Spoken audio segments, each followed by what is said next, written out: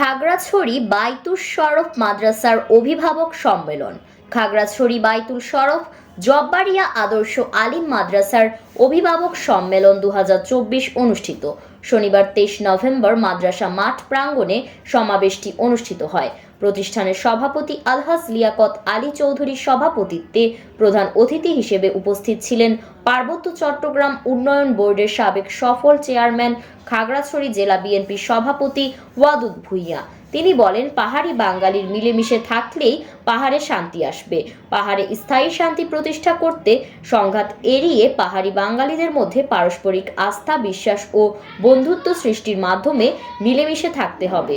বিশেষ অতিথি হিসেবে উপস্থিত ছিলেন খাগড়াছড়ি জেলা বিএনপির সাধারণ সম্পাদক এম.এন. আফসার, জেলা বিএনপির যুগ্ম সম্পাদক অ্যাডভোকেট আব্দুল মালিক মিন্টু, জেলা বিএনপির সাংগঠনিক সম্পাদক আব্দুর রব রাজা, প্রতিষ্ঠান পরিচালনা কমিটির সাধারণ সম্পাদক আলহাজ মোহাম্মদ সেলিম প্রমুখ।